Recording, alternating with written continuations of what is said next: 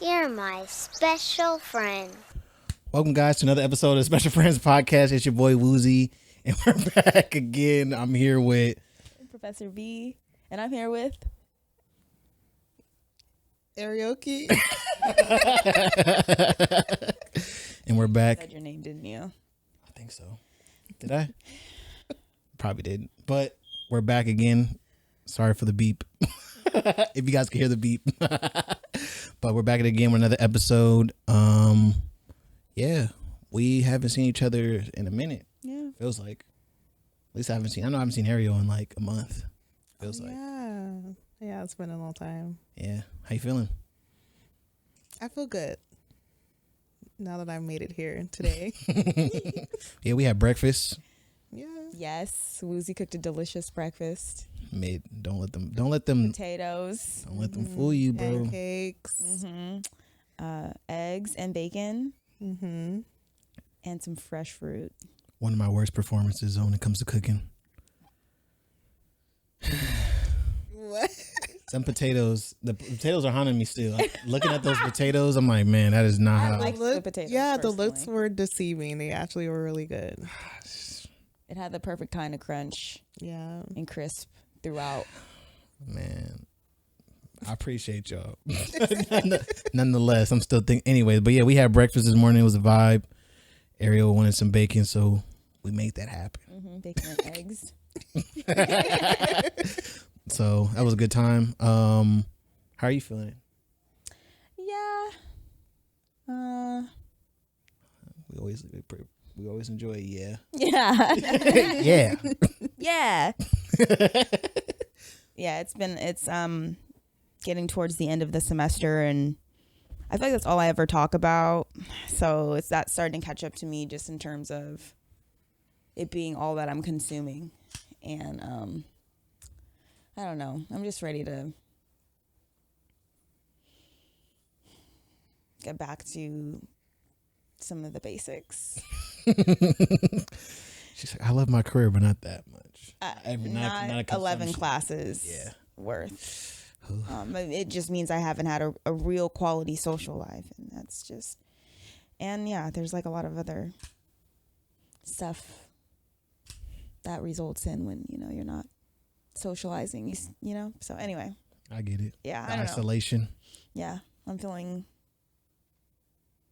ready to just be in hybrid. I know you were saying earlier, Ariel, before we started recording, you were saying like you're ready to be in hermit mode, and I was like, oh, that's been me all semester. Yeah.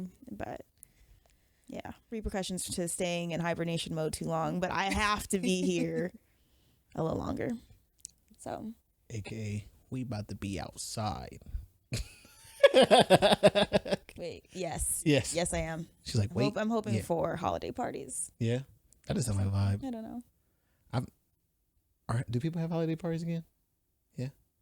Yeah, especially in school. We have sometimes we have department parties, or colleagues will have we'll get-togethers, end of the semester get-togethers. Do you guys hang out outside of work? Some certain people, yeah. Not there's like certain people that I'm friends with, but it can be difficult to find really quality friends because it's such an isolating type of job. Yeah. As an adjunct in particular, but yeah. Interesting. Yeah, but yeah. Long answer long. No, I only asked because we were talking about it the other day at work, because we're all pretty close at work, but none of us hang out outside of work. Really? Yeah. Why not? We're just like a mosh posh of people. So it's like, it's me and Richard, so my roommate, we work together. We're the same age. And then the next oldest person is 34 or something like that. And then the next oldest person is 40. Okay. And they all have like one of the guys, he has like a horse, so he races his horse all the time. Right now it's horse racing season for him. The other guy, he's a what is he? Oh, he likes motorcycles, so he's part of every Thursday he goes out to bike night and all that type of stuff. And then we actually hired a young guy. I think he's younger than me and Richard. I think he's 22. and he has a girlfriend, so all he does is hang out with his girlfriend. Literally, he took 2 days off. And we're like, "What are you gonna do?" He's like, "Hang out with my girlfriend." I'm like, Love that Hey. for them. I was like, "Being young, that's all you really want to do. Forget it." So even like me and Richard don't even kick it like that. Richard's more of a card gamer and like the more nerdy side of like stuff, and I'm just more obviously I'm doing stuff like this all the time, so Different types of creatives. yeah. So it's just I don't know, but at the end of the day we mesh so well at work. So I'm like I always wonder like when I see careers like yours, I'm like, do they hang out or is y'all just in y'all own classroom and pop out tomorrow? Oh, here they come. Let me walk back in my classroom. We walk back in my classroom, act like I'm great. Or somebody walks up, be like, I gotta go to the next place. Well, my bad. Some instructors don't get along. Like we definitely are not all friends. That's for sure. But Interesting.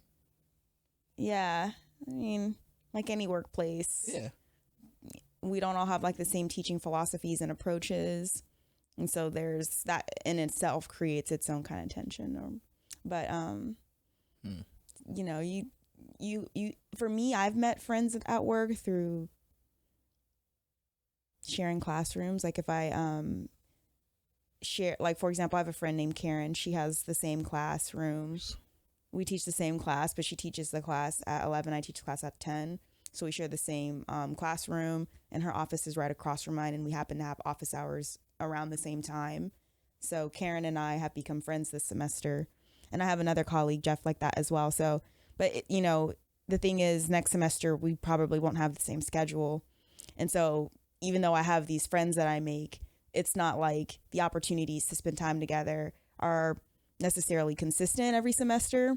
You really have to go out of your way to maintain those relationships beyond the convenient semester that you were able to spend time together. So I don't know. Interesting. It's its own thing. What about you, Ariel? Is it like that for you at work too? We work from home, so I only get to see maybe one or two of my coworkers, maybe once a week, maybe every other week in person. I have one particular coworker that I'm closest to because we do everything together. We're in the same position. We teach our classes together. And so we kind of text throughout our day. So I feel a lot more closer to her. We know a lot more about each other than the rest of our team. And she's been wanting to make friends. So she's like, I feel like she's kind of latched on to me, which I don't mind. She's a great person. We've only had lunch once, just as like a hang. But I think as we progress, that we'll probably start hanging out outside of work more often. But other than her, I don't really see myself like hitting them up and be like, hey, y'all, let's go do this or have lunch or anything. And then my previous jobs, I was pretty close with those coworkers, but we only can get together outside of work maybe like once every 4 months because of different things. Like you said, like we had different interests. A lot of them had families, so they had a lot of energy and time being put into those things. So yeah, and I still keep up with them. We don't work together anymore, but of course, like we don't see each other. It's just like a text or social media type of interaction. Interesting. Yeah, but I could still consider them like good people that I would consider like a healthy network for me. Do y'all support work friends? Like, do y'all believe in like hanging, like being close with people that you work with? I used to not. I used to be super like standoffish at work. I'm like, I'm here to get my paycheck. But once the older I get, the more I'm just like, no, like I need these people to get through this job because a lot of times work is stressful, and they're the only ones who will understand you like completely because they're in the same position as you. So now I kind of take that as an opportunity to like create like healthy bonds and like sometimes lifelong bonds. I have a previous coworker. I've known her for 7 years and we still keep in contact. We try to hang out. She has kids and a partner, so it's kind of different. She's much older than me too. She's 50. Nice. So, but we still check in on each other, uplift each other when we need it. But I think work relationships can also become like chosen family, depending on your environment and like how intentional you are. Yeah. What about you? There's also, I think they say, a high percentage of people like meet their partner at work too. I wouldn't be surprised if like there's maybe a similar statistic about like best friends or meeting like closest friends or family friends, like you said, through work. I agree. I think that it's a great place to find friends, to be intentional about creating friends, but it is trickier because of the landscape. I mean, depending on what job you're working, there's competition that is potentially part of the environment. And, you know, I don't know. I've had people where I thought that we were friends, like family friends. I thought we were sisters.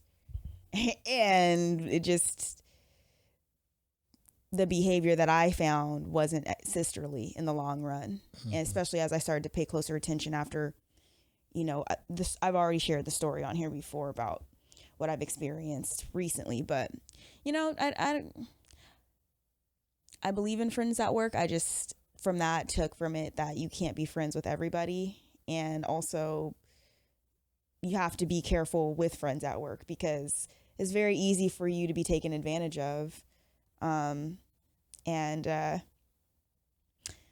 know, in a silent competition, if that makes sense, as a result of it.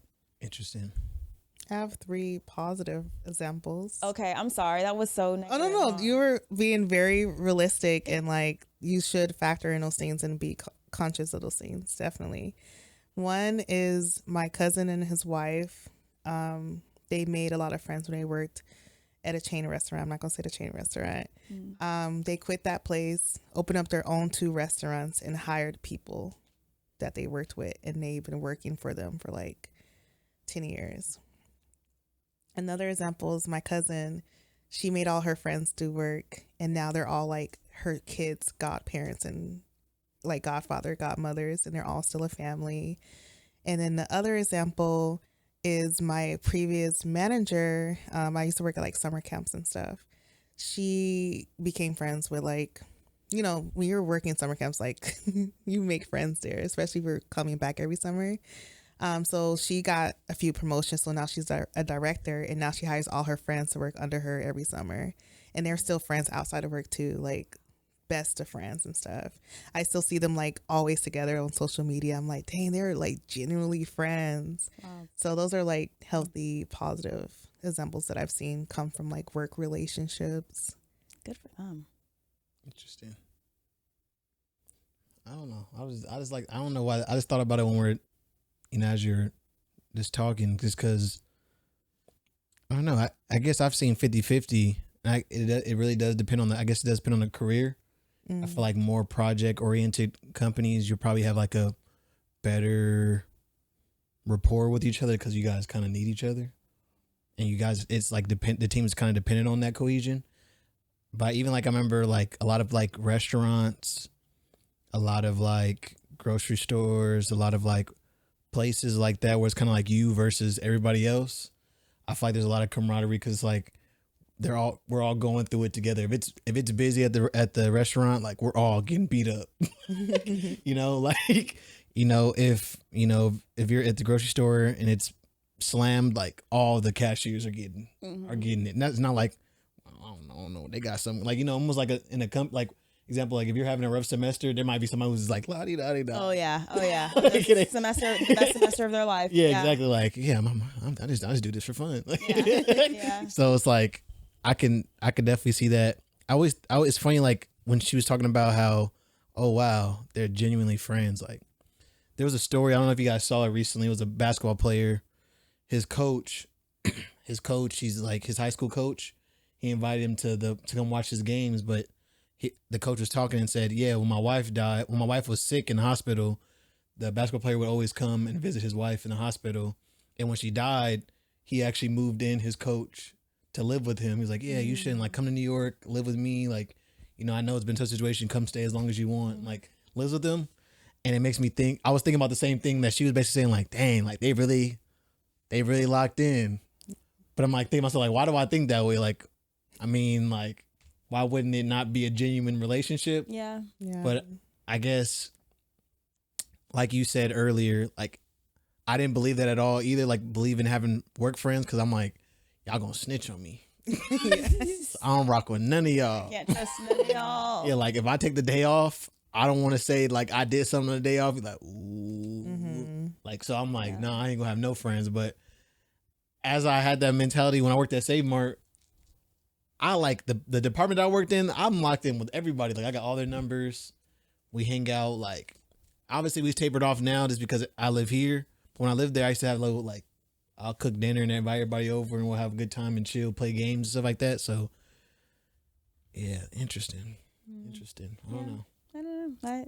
I've made a lot of wonderful friends at work too. So I'm with you on the 50-50. I just think I've come across a lot of people in recent years too who are very adamant about not making friends at work. Oh yeah. And keeping, their lives personal and private to themselves. So stay over there, homie. Everybody's somewhere on the spectrum, I suppose. Yeah, I don't know. I just kind of wanted to I guess why is it that we don't take those relationships serious? Even though we spend most of our days with these people. Like I've been working at my job for 2 years now, and I've seen the same two people. I've seen the same people every day, if not every day, at least once a week for 52 weeks. Like yeah. Like why do I feel like outside of work, like, nah, he ain't that ain't really my homie. Because I don't know, for me, half the time it's like my family and friends aren't even really getting enough access to me. So for me, it's just like adding more expectation to that is something that I don't want to commit to and then just disappoint a potential new friend with. Mm-hmm. But, maybe that's not deep. Yeah. Do you feel like, because I'm thinking about our first topic about like being useful to friends. Mm-hmm. Do you feel like the opposite end of that is, do you feel like, because I'm thinking about like kind of like, cause when I think of friends, I was watching a video of Lecrae, the rapper. He was talking about real friends, like you kind of don't agree on everything. Yeah. Like it's the different perspectives that make someone your friend, because that's who you can go to and really like have a genuine conversation and get genuine perspective from.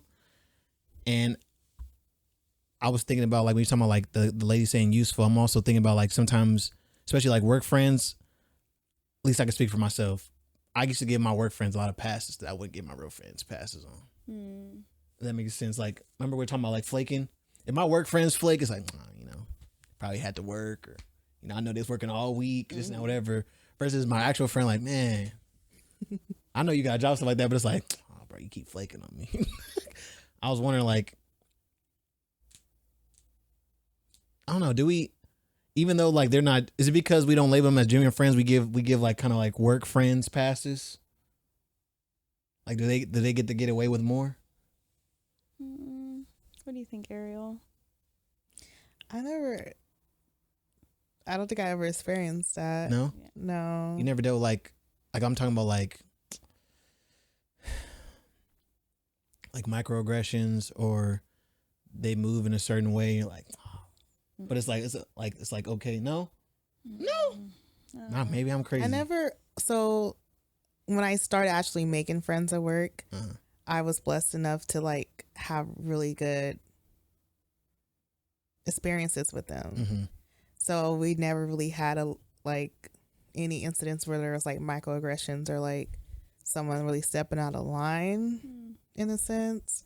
Like we all just kept a very harmonious like relationship.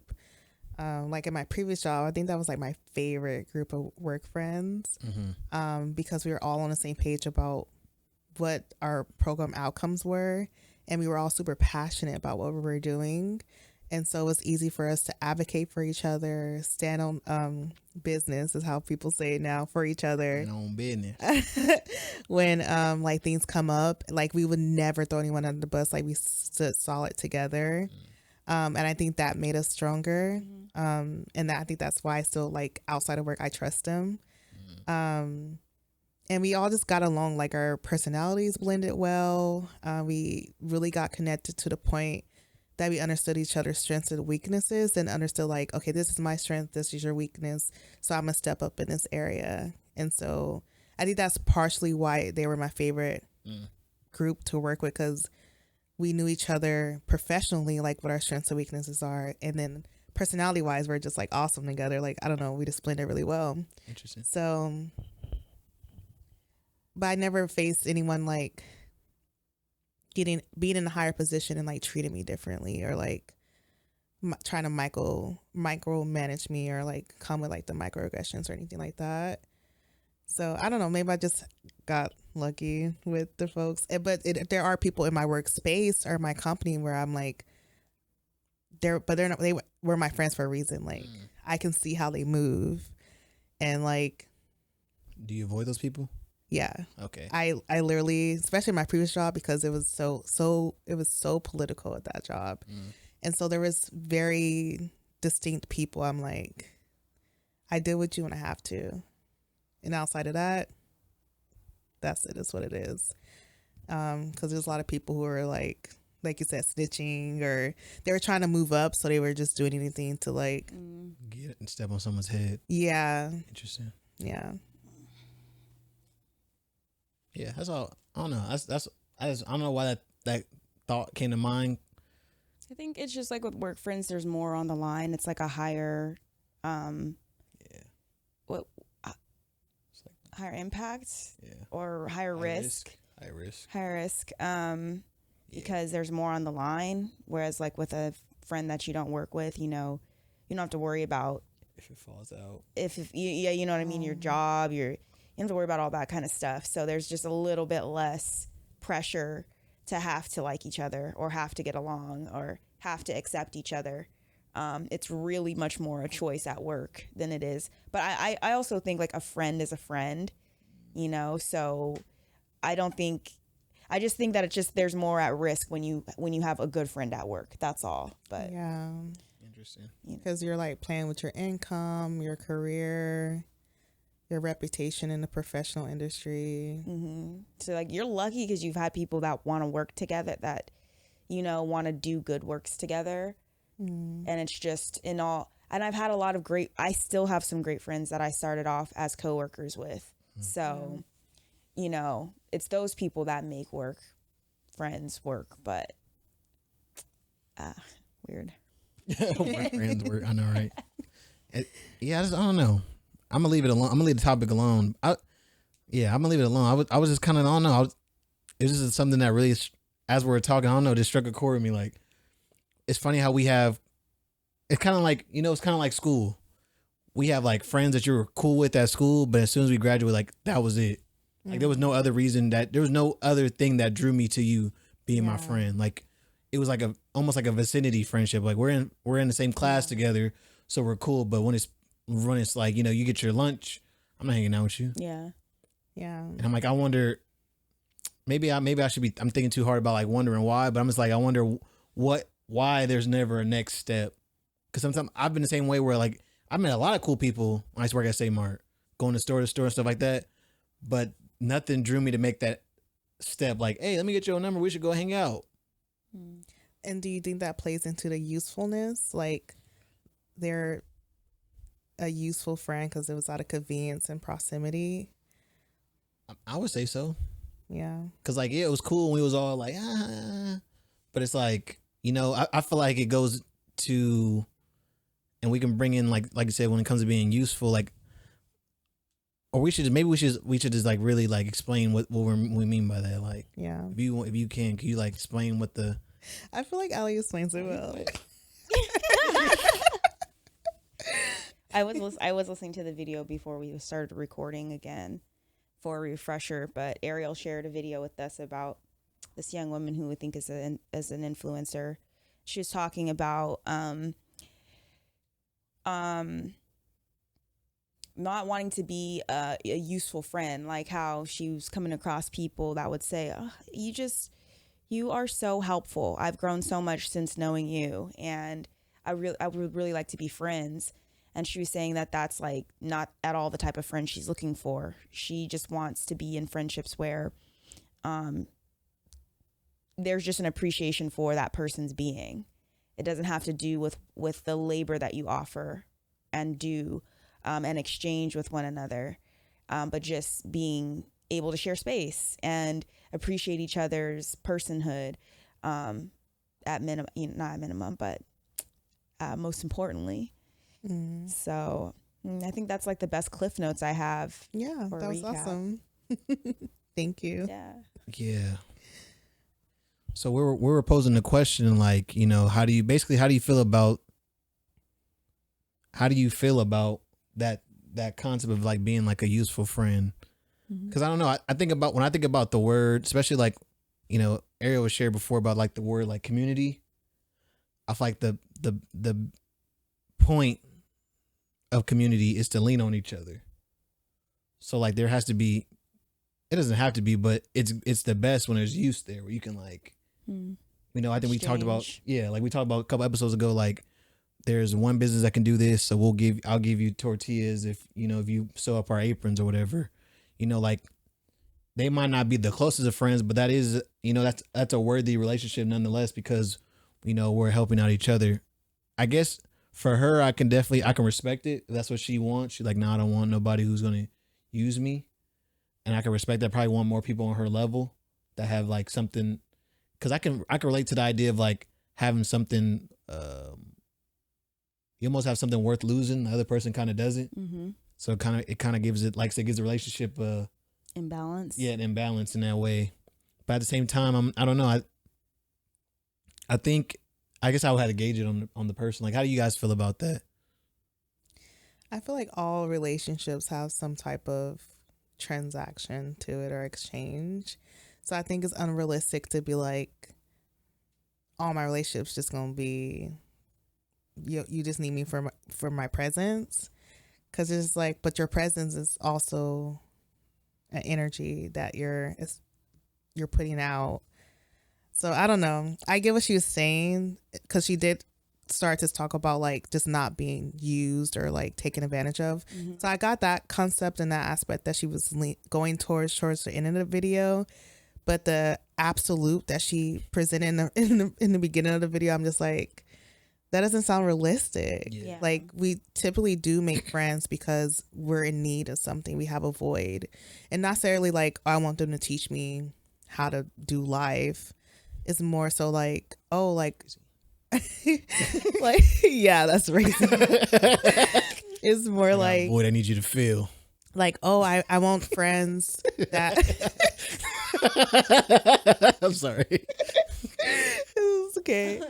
It's like, oh, I want to be more connected to my spirituality. So maybe you surround yourself with people who have a strong faith, and like you kind of like, because it's even in school, like you were saying in high school, like for me personally, when I start taking like AP classes, it motivated me to do better, because like all my friends were now AP students and they were like studying, and I'm like, oh, like, is this what we do when we hang out? Okay, I guess I'm studying, and I end up with better grades.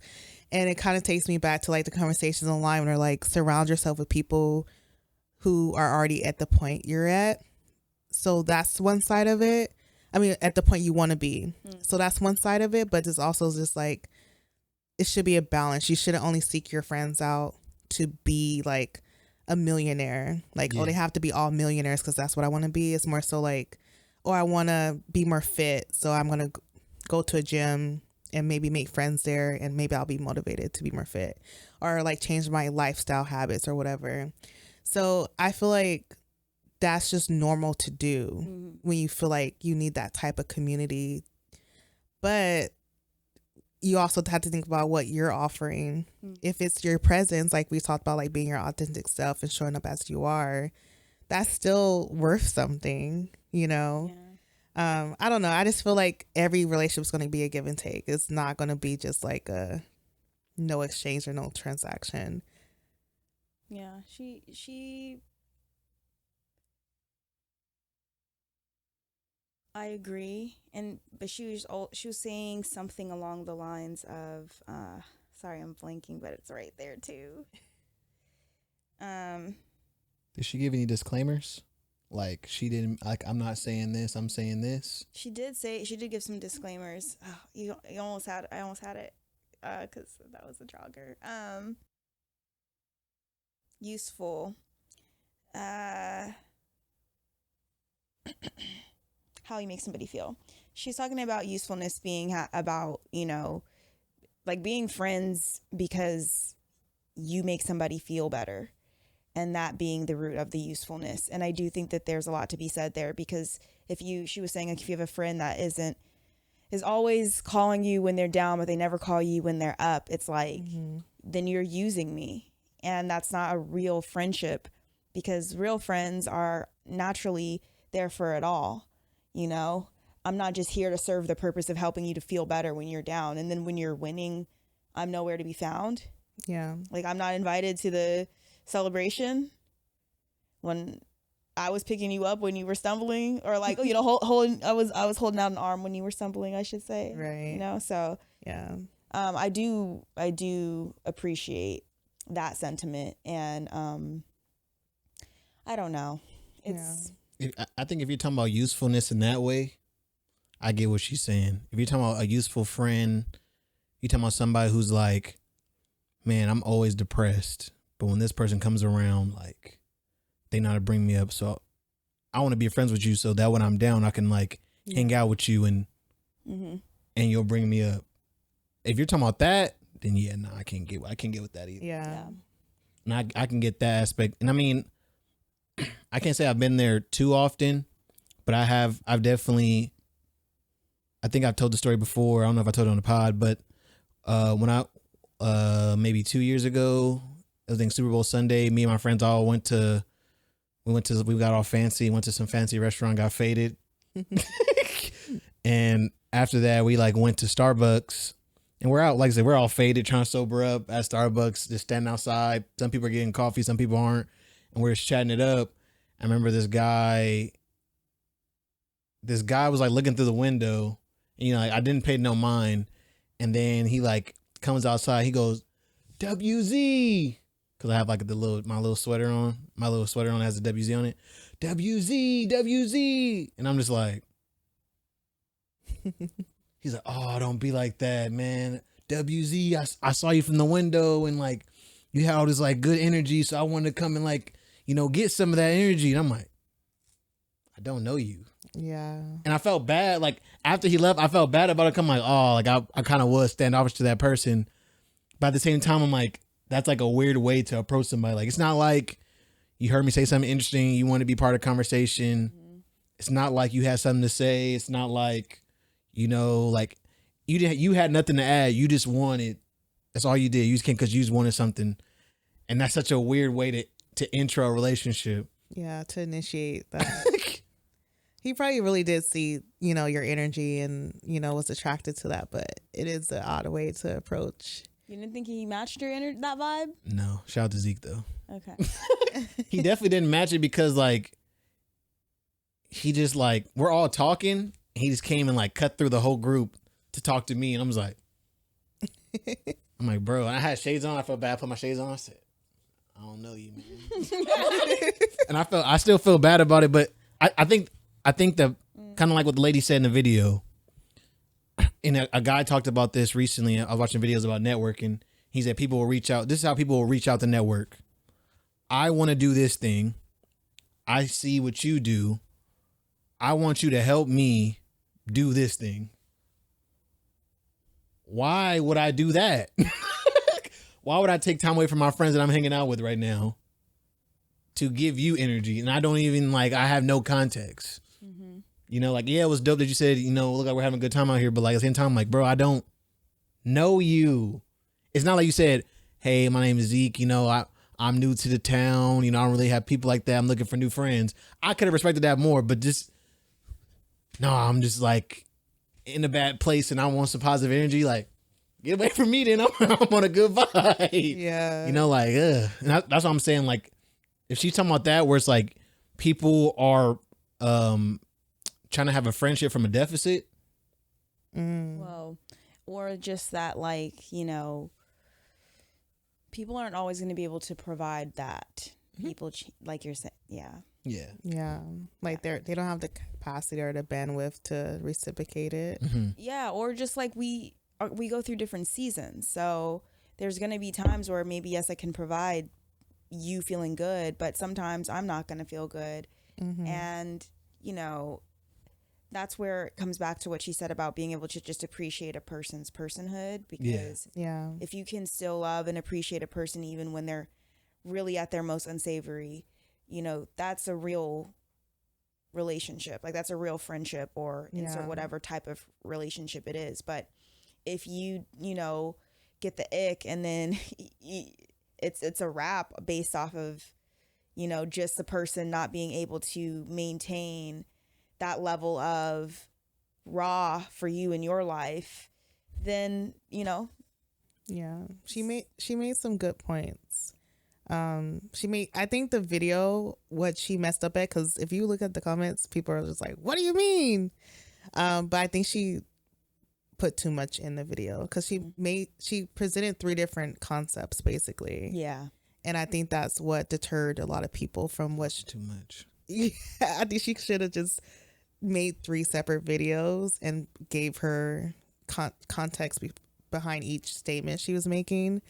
But yeah, I think I mean, I think we covered all 3. Yeah. And that's why it's like, yeah, I agree with this, but this part, or, you know, because she talked about 3 different things. I will say that if you're in like I don't feel like, if you're like, example, I've made some dope friends when I was depressed. I met a lot of good people. I met a lot of good people and when I was in a low place. And I don't think because you're in a low space that you're like incapable of friendship, or you know, oh, I don't want, oh, he got a cloud over him. I don't feel like that's even right to judge somebody that way.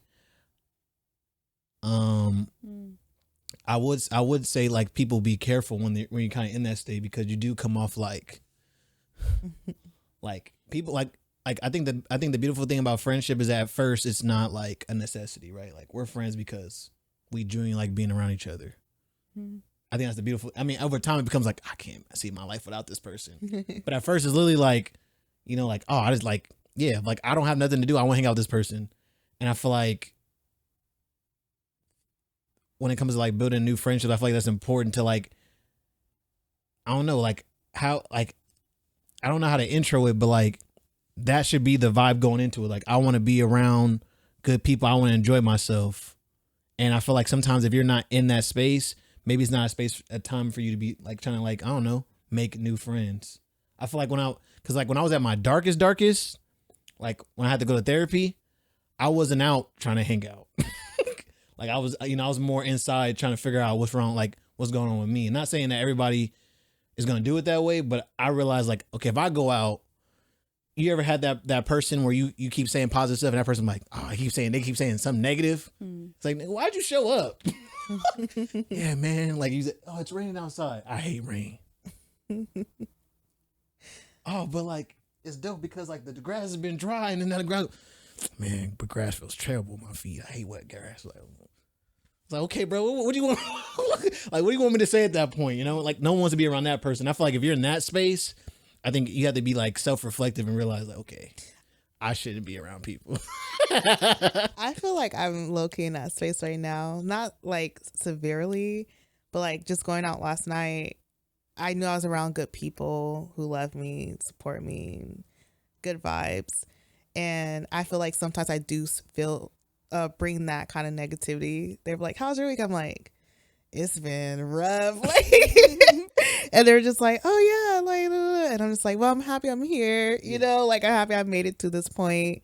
So I try to like sandwich it with like a more positive wrap up, because I can see it kind of shifting the energy. I'm like, oh, yeah, like everyone's on a positive, and I'm just like, y'all.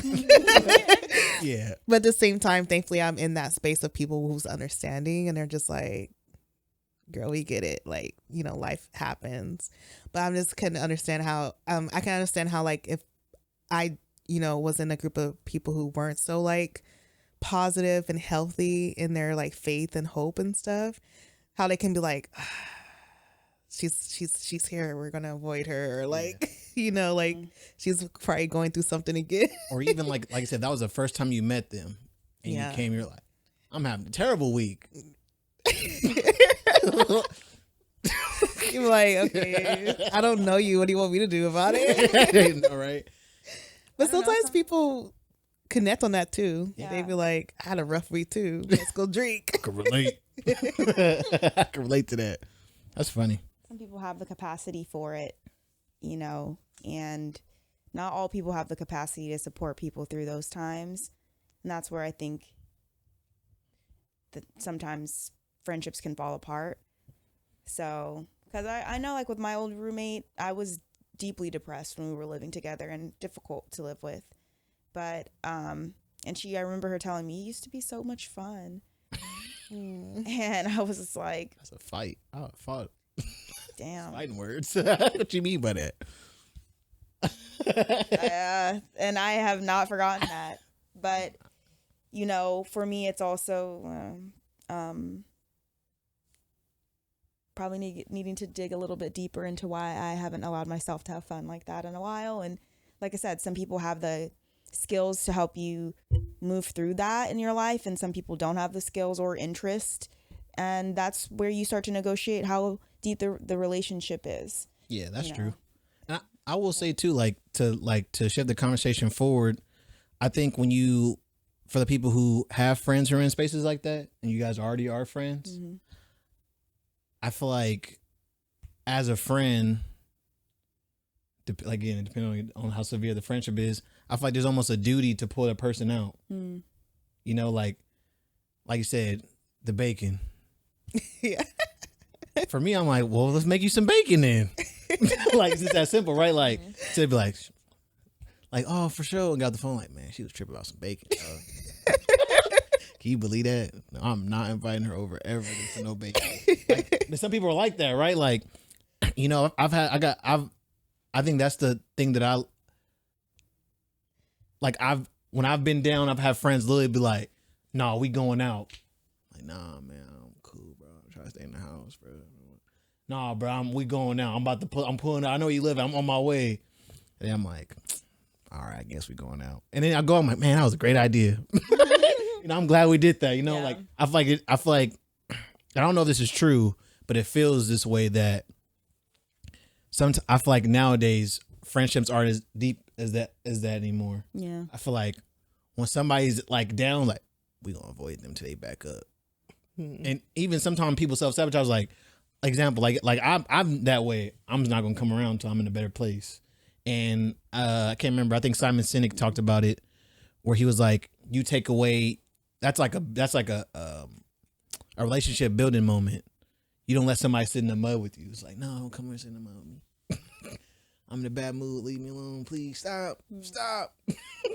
But it's like, no, that's the point of friendship. Like, no, I'm gonna come sit in the mud. Just okay. Yeah. We could both. You know, ain't nothing. Yeah. I think I'm out here a little bit. Yeah. I think I have more friends like that. Like they wouldn't be like force me to go out. They'd be more like, I'll come sit with you. Yeah. And we can just coexist together. Or they let me cry. Coexisting together. Shout out to crying. Yeah. I can't do that with no friends. You could cry with us. Yeah. Ew. I'm like, y'all gotta get out. Go. Leave. Turn the lights off. I'm going to the closet. But, yeah, We'll sit on the closet door with our backs and wait till you're done. Give We're you a hug here. and come out. We're here. That's funny. But yeah, I think that's an interesting conversation. I want to know, what do you guys think? You know, people listening, like, you know, I want y'all to comment on that. Like, do you guys feel like, how do you guys feel about the concept of useful friends? Do you feel like that's where we're leaning as a society? Do you feel like we're, you know, can you not relate? I don't know. I want to see what your guys' thoughts on that, because that's a pretty interesting topic. I've never thought of my friends in that way. Yeah. I don't know. I that's true. I just enjoy my friends' company. So unless it's like I guess there are times where if like I'm finding a friend in an unhealthy place that they're not helping themselves, like they're willingly not helping themselves, and we've exhausted all of the conversations and support that I can offer. That makes sense though. But yeah, so Cause like, man, I told you to take a shower, bro. It's been 2 weeks. Don't want to take a shower. You know what I'm saying? You ain't, like you said, what's going on? You don't want to go outside. You ain't been eating. What you want me to do now? It's like, I gotta just go. I gotta let you be self-destructive. yeah, at one point you have to figure out if it's really a friendship. Yeah. At that point. Not letting me in. That makes sense. Interesting. Well, on a completely random segue, Ariel brought up a good topic. Ariel brought up a good topic about like how we as millennials think about money. I guess, was it Z-millennials or was it Gen Z? It was ages from 1981 to 1996. Millennials? Yeah.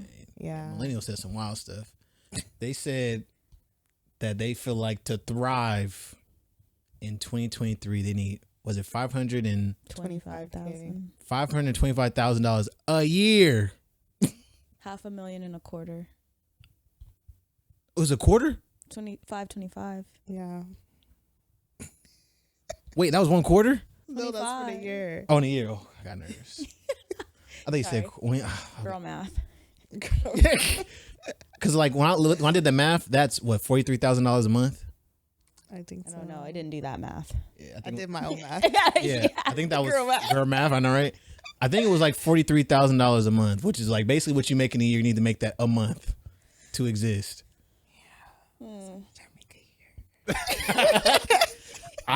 I mean, to play with the thought how dope that would be amazing. Yeah. But do I need that to thrive? I don't know, bro. I don't know. But you guys definitely have different opinions about it. No. I'm conservative, y'all. I don't think we have. I don't think we have much different Yeah. perspectives. Did you do the math? Wait. Let's talk about. Did y'all do the math about how much? I know you did the math already. Yeah. About how much you would need to thrive. No. My own personal math. What was your number, Ariel? I remember you said you did the math. So the minimum would be 120K a year. 120K. Okay. Yeah. What's yours, Wuzi? Mine, 60. 60K To thrive. to thrive. Mhm. Yeah, for me, I'm gonna go with like 100K. I feel like that would be a good. I'm not doing. I didn't do the full math like Ariel, Yeah. but off top of my head and just like kind of where I'm at right now, I feel right now I'm close to. I'm not close enough. Not close enough, but Bust out the calculatrice. yeah. Let's calculate that. What is that actually? I think $100,000 a year is like $8,000 a month. No, Well, 120 is $10,000 a month. so it's eight. eight Something like that consistently. Yeah, that would be pretty nice. That $4,000 every 8 2 to weeks. 10 a month would be perfect. That sound. Let me see. Let me do my math. There's no calculator on here. That's crazy. What's the point of iPad? But I don't think it is to the point of the question. I don't think it's about how much that's being made. I do think it's about The lifestyle? how it's the lifestyle and how it's being managed, and that's why I feel like yeah, I don't agree with this figure, but I do feel like millennials have had a more difficult financial upbringing. Oh, I mean, You we know. grew up during what, 2 economic downturns? Yeah, I don't know about 2, but definitely Because 08 2008 recession. and then Right now. well, wasn't there one in like the 20 teens? Like 2013, Or 2012. and then there was the COVID one as well. Yeah. Well, Not to a lot of people mention make money in COVID. in 2013, that was one of the largest graduating years in a long time, and there weren't enough jobs in the market for as many college grads that there were. So, I can understand why millennial math is high, because I feel there's debts that many millennials are configuring into that figure. Why are you laughing so hard? That was his. That's why they math is off. Yeah, that's why our off? math. I'm a millennial. Yeah. I'm not outside of that, but Technically, I'm a Z-millennial. So they won't let me be millennial no more. They took it away from me. oh, okay. They're like 97. They're like, if you're 97, you're technically grew up with the internet. Z-millennial. It's kind of late, yeah. I'm like, darn it. But I only no Vesper. because I while I feel that $525,000 a year consistently is crazy to me to thrive. For the rest of your life. But like one good lump sum 1 year, I feel like I feel like if you gave them money with that one time and then they go back to their regular career, oh, they'll probably be thriving. I mean, if they did right by the money, Right. I feel like they'd be thriving. You know, if you buy a house, you don't got all you gotta do is, pay for your utilities and food. I feel like you would thrive after that. I feel like that's the biggest thing that millennials struggle with is like, Basic needs. well, I mean, I guess housing is basic needs, but like the ever rising, like how that keeps on rising. Yeah. Especially But our like incomes are not rising. yeah, not incongruently. Like, like literally when I was in Fresno, it was like I paid my rent was like $8.25 or something crazy.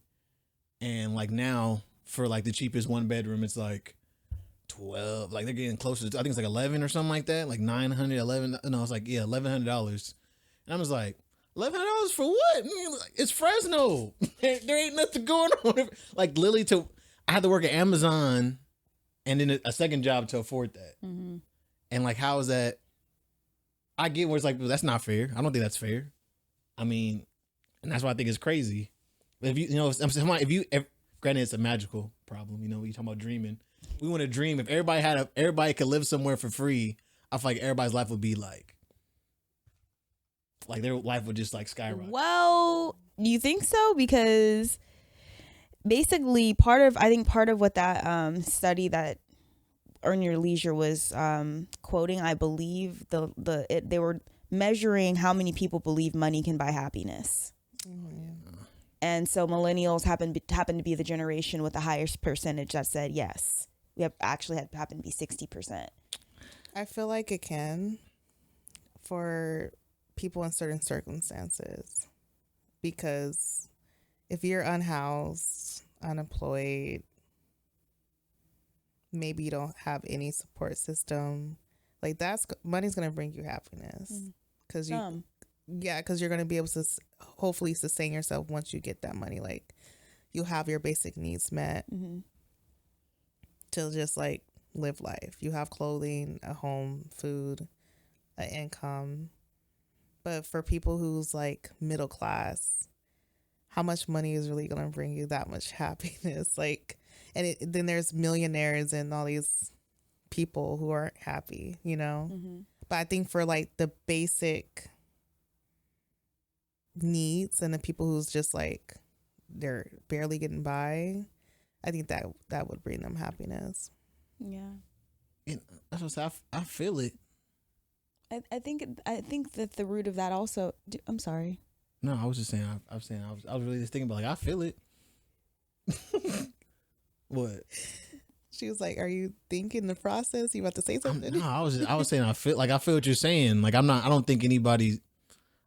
Like go ahead. I don't have that thought. I don't have a thought. Like I have a thought forming, but I don't have it Fully the words formed. yet. Yeah, because I'm just like, I feel like I don't know. I'm not saying that you should be happy once you have the basic needs, but once you have the basic needs, I guess they talk about it like the question after that is, what are you looking for, right? Like what family, things like that. But I feel like people, when you have a number that high, it's like, bro, you're not buying. It's like, what are you buying with that every year? Yeah. Well, yeah, I feel like it's like with money comes the freedom to do whatever you want, and I think that's ultimately what leads to happiness, is having the ability to do whatever it is that you want, go wherever you want. And oftentimes the one thing that helps us to access these things are money. Yeah. So, and also I would say money helps to alleviate a lot of probably. I mean, I don't know what's the number one contributing factor to American stress or global stress, but I would imagine money would be up there in top 3. And so if people just had $525K every year to just eliminate all of the financial stress that currently probably contributes to, I don't know, 50+% of their health issues, they'd be healthier, happier, freer, and, you know, I don't know, well, like, Yeah. you know, I don't, yeah. No, I agree with you, Allie. Yeah. I hate to be that way. Like, I'm not saying that like you need money to have to do all of those things either. But I just think like in this society that we're living in, Yeah. that's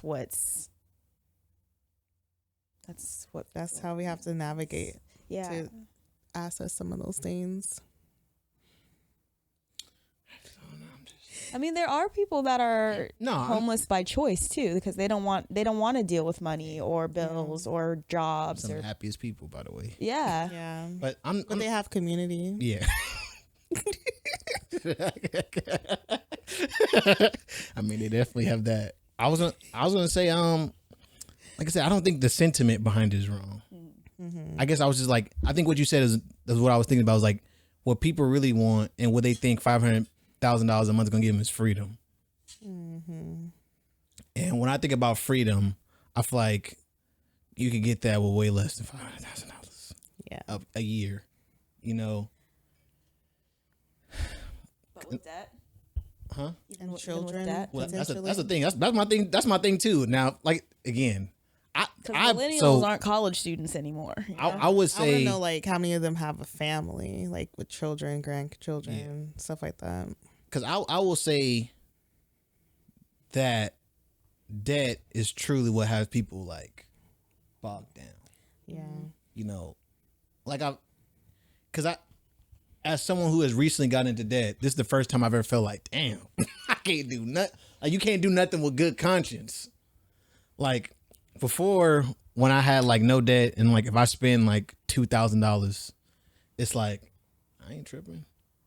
But now it's like if I spend $2,000 and I'm looking at the debt that I'm also supposed to be paying, like it's almost like you kind of like scared to show like yeah, I know I'm $45,000 in debt, but I bought a new car. It's like you want to show somebody, but you don't want them to say nothing. So you like look at my new car and then drive off. And like that's what I'm saying. Like when I think about like that's why I say I think freedom is the true what people are seeking, and that's why I say I feel like home is probably like the biggest one. It's the biggest amount of debt you're gonna put yourself in ever, probably. And I feel like it's also I think it's proven that's like the biggest chunk of your money goes to is your living. So I'm like if our living was all paid for, which I don't know how that would work, but if that was the case, I wonder if people would be happier. You know, because that's what I'm saying. Like, you know,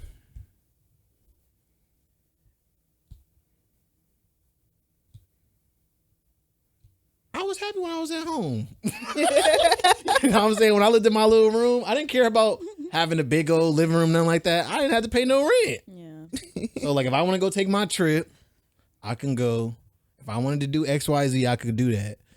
And now that I'm paying like all my bills, except for the phone bill, shout out to mom. Like now it's kind of like it is a little bit more like real, but I feel like I've only felt that way because I got myself in a lot of debt. Like if I didn't have, and even though my debt's not like, even I would say even though my debt's not a lot, it's a lot to me. Yeah. But on average, it's not a lot. It's I literally feel like I'll look at my bank account, I'm like, oh, yeah, I have X amount of dollars on my bank account, but I also have like this amount of debt. So it's like, Yeah. do I really got money in the bank? And I feel like a lot of people, so when I hear that number, I'm like, I wonder how much of that will go towards debt. Yeah. Or kids. Yeah, definitely kids. I mean, yeah, if you I know. are millennials having kids? I know they're having kids, but they having a lot of kids. Well, they're raising Generation Alpha, so.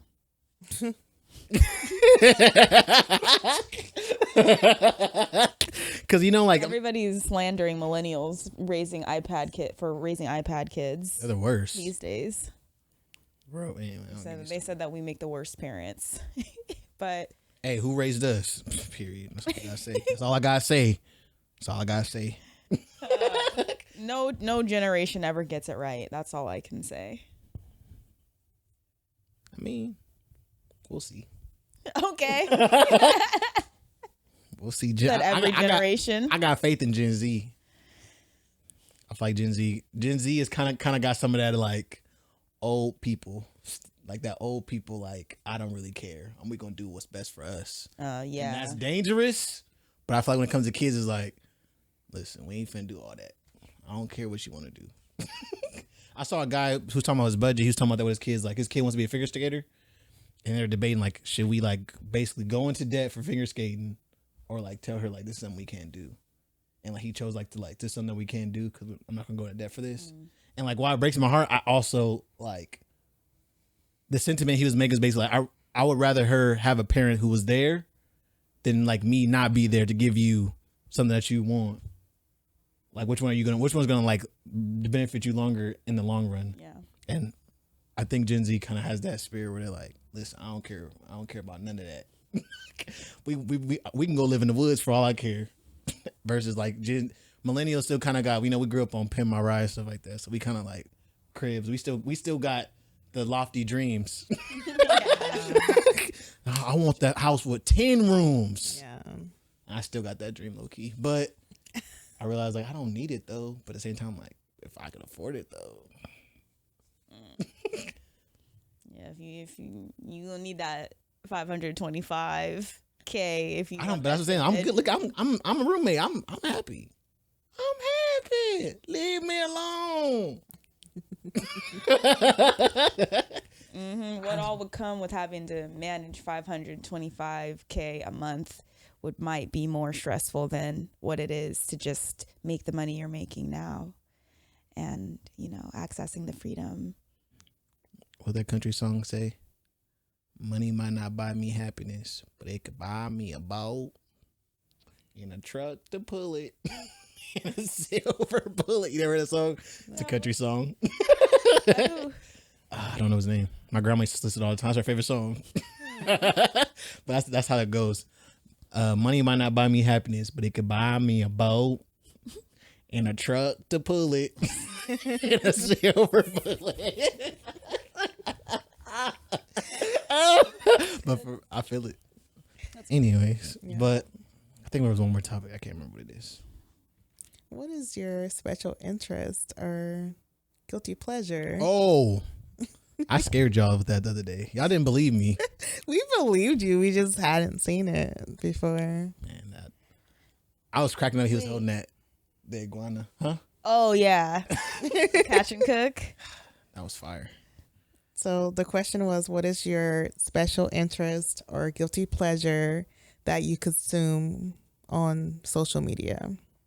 Like, it might be super random side of social media that, I've actually marinated on this question a lot, but y'all go ahead. What's so funny? Why y'all saying? You're like, I'll let y'all go first because I got something to say. I mean, I really went. I got 3 YouTube channels, by the way, that I watch certain stuff on each one. So I was like, man, I gotta do a deep dive. Yeah. So why don't you start? No. I can start. Okay. I have like 5 that I want to point out. Nice. One is like baking, like on YouTube Shorts. I watch people like decorate cakes and cookies, which is really cool. Like they have like the flooding icing techniques and stuff. I like watching like the miniature, like super tiny food and Tiny Chef. No, it's small. Like they make food and they have like small house setups. Like this will be an actual tripod with a camera, but it's this tiny, and it'll be a studio, but it's this tiny, like super small. And I love seeing them like cook and actually bake with that food. Like people be making pies, chicken, soup, and all the food be like super tiny that could fit like on my pinky. So I think that's really interesting and like talented. And then So wait, what do they do with the food? Do they like eat it in one bite or? I don't never see them eat it. They just Cook it. yeah. Okay, that's cute. And some of the stuff is fake, but I watch one that's real food. That's the one I watch on Instagram. And then the one I watch on YouTube is her stuff is all fake. She displays like kind of house with it and stuff. Or it's like she'll have like a can of cranberry sauce and then she go boop and now it's like opened and like the cranberries on the plate. It's just really You seen interesting. Tiny Chef? I have. One that got picked up by Nickelodeon. Yeah. I've seen Tiny Chef before. It's cute. Is that kind of similar or? Yes, but it's not as tiny. Yeah. Okay, so It's- small. We're talking smaller. Yeah. Yeah.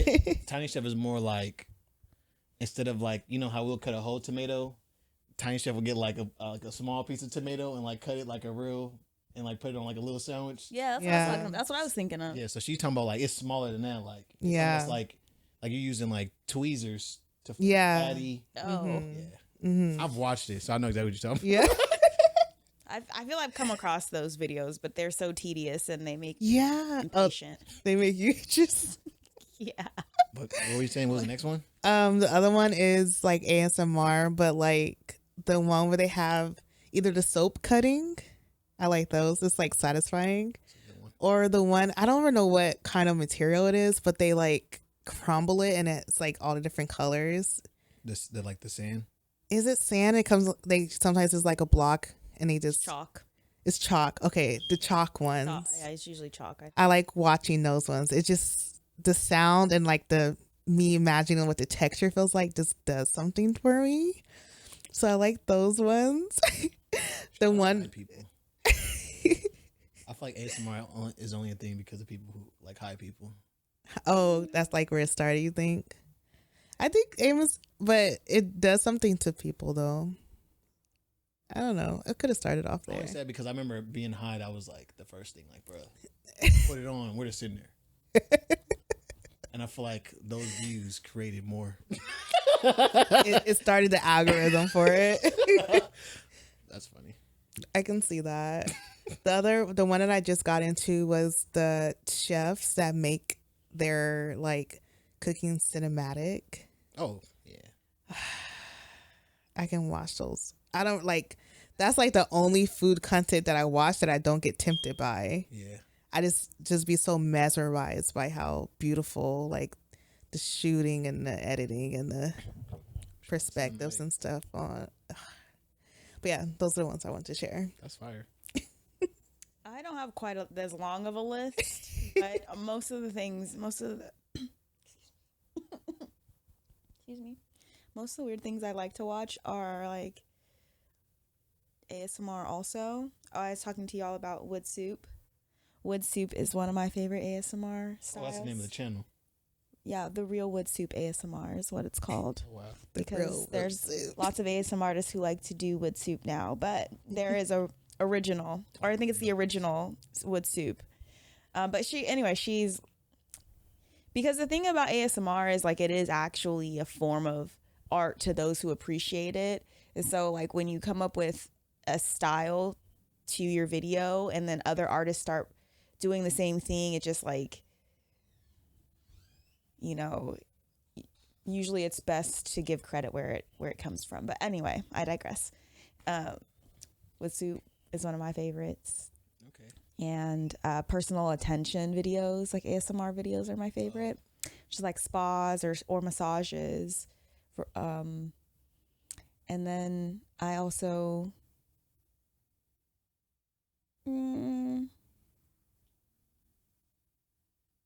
I really enjoy like pet.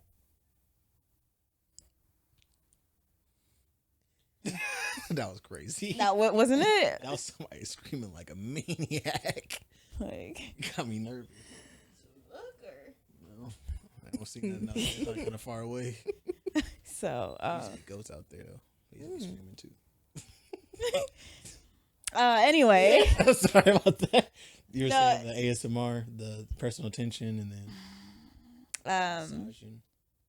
Yeah, there was another one, but it had to do with animals. I like animal videos. Oh, really? Yeah, but that's not weird at all. I actually have a playlist of cute animal videos. So anything with animals doing baby animals doing anything. Yeah. Look, you search up baby animals doing anything. Enter. Yeah, or animals doing anything. Like, for example, there's a cat video of this cat that was just complaining about being outside in the snow. So he's just like marching through the snow, just like angry and meowing. That's funny. So sometimes it's like cute, sometimes they're just being animals, but it's cute to us.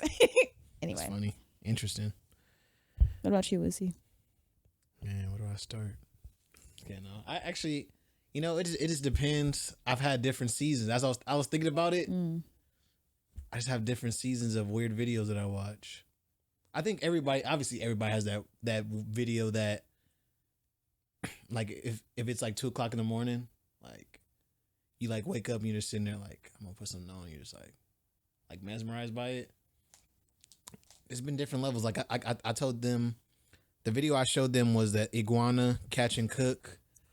I'm a big catch and cook kind of guy. It started with fish. It started with like people, river, like, fishing off the river. Then they'll go deep sea fishing. And then, obviously as they had to find more animals and more ways to cook, I found the iguana videos, which are pretty cool. And it's not like I look for any specific animal. I just like watching them all, seeing them break down the animal. And at first they used to not show that part. And now I'm very happy that they balled up and like to show the butchering process. Cause that's the part that I'm more, I think that's really started for me too. Cause The butchering process. yeah. Well, cause like, Cool. so a chef told me, you're not a real chef unless you butcher your own animal. You're just a cook. And I was like, what you mean by that, my boy? He was like, yeah, like if you never like, cook your own chicken, like take the chicken and basically do all what's necessary to like get it to cooking process, then cooking it, like I wouldn't consider you a chef. Like even when it comes to like, like deboning, like, buying a whole chicken and like cutting it up. If you can't do that, you're just a cook. You just take the ingredients and cook it. So I remember I was like, so I started Googling it, like how to butcher a chicken. And I watched them break down chicken. I'm like, oh, it's not that bad. I'm like, well, how do you butcher a full chicken? And I watched this video. I can't remember who it was, but it was this video like these guys had to like go to a farm. They had to chase their own chickens, and they teach them how to properly do it. So they're like draining the blood and stuff like that. And I remember I got so hooked, and I'm like, dang, that was like the most entertaining thing I've ever watched in my life. Like just never realizing like all like we see a chicken breast in a pack. We don't realize the process to get that chicken breast in that pack. Yeah. And obviously probably in the factory is way different. But like, yeah. Catch and cook videos are like probably like my top videos. Some videos I forgot I used to watch a lot because they always take so long to come out. Is those videos where guys like go into the woods and they'll live in the middle of the woods. And like they usually the way they go about survival is like not how I romanticized it. And that's what I loved about it. So like I remember this one guy like went out there and like cooked on a rock. So he like went out there and all you see is him like just washing the rock in the river and like, yeah, he has like soap because you're gonna use soap. So he's like washing it, whatever. And then he'll set it up. And I'm like, okay, how are he gonna heat this rock up? And he builds it like a fire, finds some sturdy rock, sit it on top, throw some oil on it. He like cracks the egg on it and like it's really working. I'm like, what? So like stuff like that to me, like, oh man, I can watch that all day. I can watch it all night, all day. Just them cooking in nature, like whether that or like some guy will stay on the beach and like get the leaves and like put food in the leaves and like throw it in the fire, and then the leaves are all charred up and he opens it up and the fish is all cooked. I'm like, what? Like stuff like that. Like to me, I'm like, man, I never thought of it. It like opens my brain up to how I'm cooking food because I know like stuff like that. I watch stuff like that. A lot of cooking videos. I watch a lot of cooking videos. There was another one that I watched that always had me weak when people find out I watch it. We talked about the people who make the pools. Mm-hmm. Darn it. There was one more. Shoot. there was like one that really spoke to who I am, and I can't remember what it is. Dang, why are you weak? Dang, but like, yeah, it's the catch and cook ones are my favorite. You know, it's funny too. I'm not the biggest fisher. Like, I like fishing, but the moment that I found out you had to take a fish off the hook, it ruined fishing for me. I remember I caught my first fish. It's like, they're like, take it off the hook. I said, huh? It's like deep in the mouth. Like, yeah, you just gotta rip it. And but like, I was like, oh my God. I can't do this. I can't do this. It's too much. Especially when the fish get bigger. I was a small fish. I'm like, they get bigger from this? Absolutely not. In one of my old apartments, I had a roommate that used to go fishing all the time. Yeah. The two of them, or not a room, but a neighbor. Two of my neighbors, they used to go fishing right off the American River.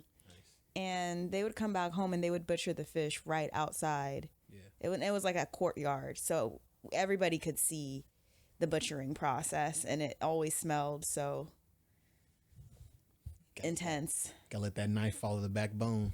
It's a special type of person that can really appreciate that process, to be honest. I mean, you know, I feel like I'm more in tune with nature. I watched a guy in Africa talk about. But wait, before you go there, you can't take a hook out of a fish's mouth, but you can debone an animal, any type of animal. I've never done it, but I've like broken down a chicken, like a full chicken at this point. But I think I was young when I did that. Okay. I haven't done it, but I remember that was a traumatizing part for me because okay. I'm thinking it was gonna be like an easy unhooking method, but it was like stuck in his jaw, and I'm still empathetic to the live fish. I'm like, well, can we kill the fish? No, we can't kill the fish because it ain't gonna be fresh. You gotta put it, because after you take the hook out, give y'all some context. I don't know if y'all been fishing. You go fishing. We take the hook out the fish's mouth. You got two options. Throw it in a bucket of water that you have, like a big old tub, or, because we're ghetto, you get this like rope, and it has like this like flat needle. You gotta stick it through the gills of the fish and pull it all the way through, and there's like a knot at the end, and you leave them in the water until you go. So they're just sitting on the rope in the water until you take them out and go bunk. Oh. Yeah. So, but now if I bunked it and I'm taking the mouth out, cool. Because when you go halibut fishing, depending on the size of the halibut, they actually have to shoot the fish so they can pull it in a boat because it'd be so big, and they have to get this big old hook and they go and pull it over. So that's halibut fishing. And then same thing, kind of like with tuna. I don't know if you got to shoot a tuna because they move a little bit different, but they usually, when they catch a tuna on that big hook, they'll get like this, like it's like a big like hand hook, and they go and like two people pull it on the boat, and now you got a big old tuna in the boat. But anyway, that's sorry, I'm getting into the weeds. It was the last time trying to take the hook out their mouth while I was alive, because you're doing it. It's like you're like, I'm like, it's moving. What the heck? I didn't think it was gonna be doing what I thought it was gonna be done. Like the fight was over. Just started. Yeah, so Just started. Yeah, that. In the boat. But that's funny. Yeah, those are the. I don't know. I mean, let me ask you guys this question. What about those things that you guys watch that you got what about it is what you love? You know, I know you said the tiny food, but like, but why the tiny food? I don't know. Am I supposed to know that? I mean, I hope. It's oddly satisfying. I know, like, I think it's just super adorable, like to see like the things we use. Oh my goodness, what if God thinks of us like that? Or just these tiny tiny things, tiny creations. Kind of like having an ant farm. Yes. Yeah.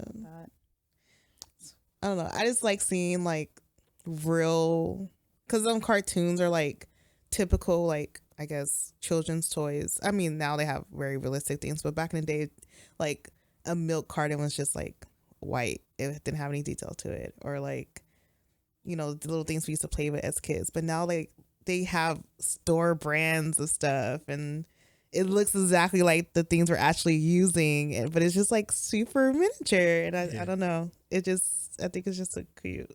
Interesting. Stressing me out just thinking about it. I'm so glad that works for you, girl, because We all have our different, like oddly satisfying things. Because a lot of people would think it's weird that a personal attention video, like a faux massage, is like weird. Why don't you just go get a real one? You know. But I like that that videos have the ability to like hypnotize me into relaxation. Sometimes in ways that like I just struggle to do by myself. So that's a big part of it for me. And then also like helping me with sleep, because I can have issues with insomnia. So they're purposeful and oddly satisfying at the same time. I don't know. Interesting. Not a funny reason, but No, it don't gotta be fun. I mean, I didn't think it'd be fun. I just wondered, right? Like, yeah. because I can understand like the adorable aspect, right? Not that I don't have to understand. It's not. I ain't watching it, but like, you know, like I can like, okay, it's adorable.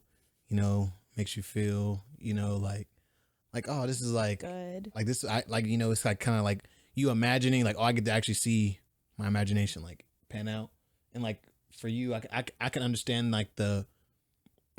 Even though, because like you say, even when you go get a massage, like half of it is like the experience of being in a spa. Like, so if I can get that experience at home, you know, might even getting carried to put my own robe on, and just like you hear the little noise of the, like I can, you know, even though it's not my thing, I can kind of like get with it. Like, okay, I can see it. You know, I can see like me being in the moment, like, ooh, like, you know, we've all been kids before, role playing. Like, let me hear your heartbeat. And you can't hear nothing with the little stethoscope, like, oh no, you're sick. You're like, Those are cool ASMR personal attention videos too. They do like eye check videos, or like, see, you know, sometimes skin check videos or skincare check, or like facial videos too, if you want to get like, depending on what it is you're trying to work on at the time. See, I can see that, because like for me, like, I don't know, like. For me, it's escapism. Yeah. A lot of stuff that I won't, like, a lot of stuff I watch is stuff that I want to do, but I can't do. So I want to see what's happening. You know, kind of like when we watch Bear Grylls and stuff like that. Like, I'm not going to the middle of the desert to go find the rattlesnakes, but I want to see what it looks like to go to the desert and find some rattlesnakes. Oh, there he is. I'm like, oh man, oh my god. Like, I don't know. I just like. It's kind of like when you talked about like watching like. It's like it's like I can't judge somebody for watching something like that, because like that person will judge you and go watch Love Island. You're watching somebody else date. Like, for what? Why don't you just go on your own date? But that's not how it works, right? You just like, I can't date everybody. Yeah. I want to see people try to find love. Yeah, and other things. I mean, obviously. Yeah. But Yeah. Shout out to real world. I watch those videos too, though, when they're like cooking on the beach or in the middle of nowhere. Because some of them really be like making the food come out like 5-star restaurant look. I'm like, this is amazing. Like, yeah. you did it with like not even the bare minimum, like nothing. You still made like this 5-star meal outside of, you know, what these other chefs charge so much for. Yeah. I remember the last one now. Okay. Vlogging. Oh. Oh yeah. Yeah. I do like vlogs. I watch vlogs all the time. Only I'm shorts. so excited for Vlogmas. I binge vlogs. Really? Yeah. I get deep into vlog lore. What kind of vlogs? It's different kinds. I watch so my favorite right now is the story of Ariza. I don't know if you know of her. I think I've seen that. She's Her like a little before. Asian girl in Canada. She used to be a figure skater. Now she does cinematic vlogs. So she does more cinematic style vlogs. Love it. She has a good misty look to her vlogs and makes normal life look, like I said, she's all about romanticizing normal life. So I love hers. Michelle Choi, she's in New York. She is hers is like hers is all about like what it's like to live by herself. 'Cause she has a boyfriend, stuff like that, but she's always lived by herself. So like you watch her like day to day, like living by herself. And at first I'm like, but as I got more and more into it, I'm like, man. And as I said, the vlog lore gets deep, because like you'll watch something and then they'll always reference it in the next one. So it's like as you watch, like you'll watch the new ones, like I don't know what they're talking about. So like you're finally ran out. So you go back, you're like, oh, that's what she's talking about, blurry face guy, because the guy's face is. So it's like stuff like that, and then like Casey Neistat, obviously classic. Emma Chamberlain, classic. There's an Asian girl in LA. I can't remember her name, Sophia something, and she's really good at making like cinematic vlogs. She talks more about her like depression struggles and stuff like that. So I think for me, it's just like I like the skill of turning a mundane day into like an interesting piece, especially the daily vloggers. Like I can never daily vlog. Jesus Christ, so much work. Especially because like I remember something the joke was like when you think about vlogging, you gotta think about this. To walk out the door, that means they walked outside, set the camera, close the door, open the door again, close the door. Like walk down the stairs, and then walk back up the stairs, turn the camera off, walk downstairs, put the camera downstairs, walk back up the stairs, walk down the stairs. Like there's a lot to it to make them. And I think that level of commitment to do that and also make it like almost like mythical, like, wow, they made like going to the mall like seem so dope. Be like, I go to the mall all the time. Like, you know, and I don't know, vlogs, man. I can't get enough. Yeah. Can't get enough. That's most of my YouTube is vlogs. Jet Li, Bentley, and Kai Bentley. There's some good ones. I gave out some good ones to go watch. Okay. Well, I can recommend some too. Go ahead. Go ahead. Which one? Face Over Matter. I love her. Her name's what is her name? Jalea or something like that. Face Over Matter? Yeah, her YouTube handles Face Over Matter. The other one is Trinity J. I love Trinity J. She started doing vlogs again, not just like food content or like her solid family content. So she's back to vlogging, which I'm excited about. I watch Raven Elise.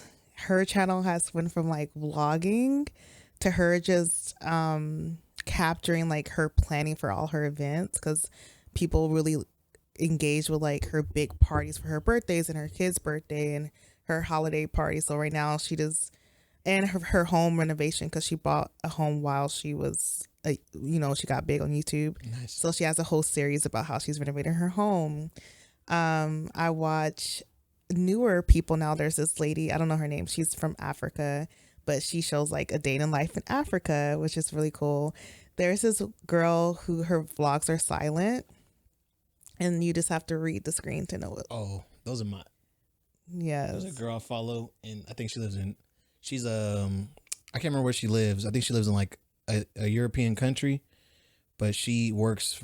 Her job is to reply to all the DMs of like a big social media company. So she's like the person who's in charge of all that. So she has the same thing. She does not talk, and she'll literally talk about her day. Yeah. About like clocking in. I love it. I love just like watching them like walk past the screen to go cook breakfast, and then they talk about, well, this one that I watched, she talks about like how she's feeling that day and like why she chose to make eggs or whatever, or like what her intentions are for the day, or like what her to-do list is. So it's like no music, so you hear their footsteps and you hear them like fry the egg. Like it's still ASMR in a sense, but like Sound design is great. Yeah. So I can watch vlogs, and now since it's been like Vlogtober, Vlog November, whatever, Vlogmas, so many more recommendations have been coming to me that I have started binging, because I'm like, oh, who's this new girl? Oh, who's this new person? I want to support. Like I think I started watching one. It was called like Introverted Somebody, and it's another one I watch similar to like Living Alone. It's like Living Alone Diaries or something. I'm just like, oh yeah, that's exactly what it's called. Michelle Troy Living Alone Diaries. yeah. So I'm just like, yeah. It's like a Sacramento Diaries, but it's too much work. I have a confession. But I watched all your vlogs. oh my gosh.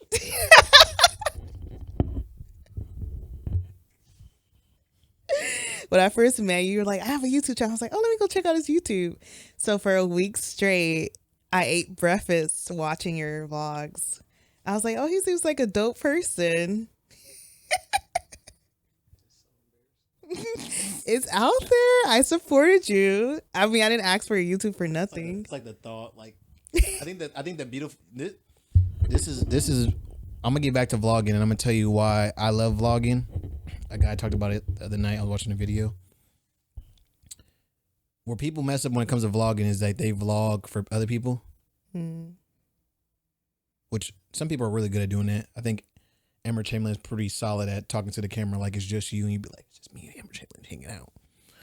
But I feel like vlogging for me and the style that I like doing is like, I like to go back and like, you know, I do a lot of stuff and be forgetting the day, but sometimes I go back watch my own vlogs. I'm like, oh, it's almost like a memory. Like you kind of frame the memory and things like that. And I feel like when people vlog in that way, it's like chef's kiss, like, cause it's like they're letting you in your life, but at the same time, it's like you could tell it's almost in a self-serving way, which depending on the person could feel like, oh, what the heck?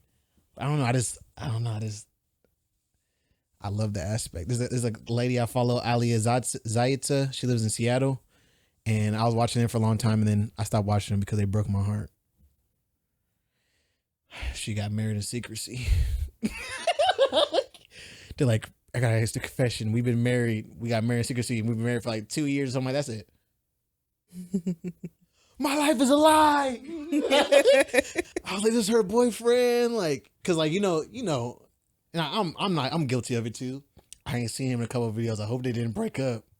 She ain't said nothing. Then you come back like, oh, thank God. Cause I'm not a commenter vlogger. I'm just the type of who watches vlogs. Some people really be in the comments like, where is he? We haven't seen him. And the next video she'll address it like, y'all keep saying where he's at. He was on a trip. The only time I comment is if like they ask for like product recommendations or like, you know, I'm like, oh, this is good for this, or like if they ask for feedback, I usually comment if it's something I'm interested in providing. But I'm not just on just comment just to be commenting. I know you used to vlog. How you feel about the vlog life? I love vlogs. Yeah. Oh yeah, I watched one of your videos too. Yeah. I don't know. I feel like I really like this one vlogger. I think her name's Abby Finley. She's primarily vlogs about being a single sober mom and just like what life has been like since choosing sobriety and herself and her kid, and just like watching that growth process has been really beautiful. So I can really appreciate vlogs too, and I wish I could.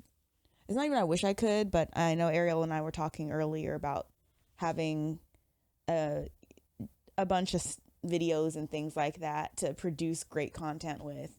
And I relate. I have so much I want to vlog about with teaching and everything like that. But to your point, Wuzi, it is a lot of work, a lot of skill. When I get to the point where I quit my job, if y'all need a cameraman, let me know. Perfect. I'm trying to lean into the camera. But yeah, I think that's a great one. That was a good one.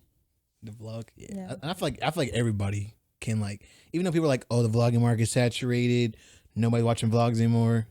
You're lying. Yeah. And so many new channels are popping up for recommendations. I'm like, I don't know, especially on YouTube, it's like endless.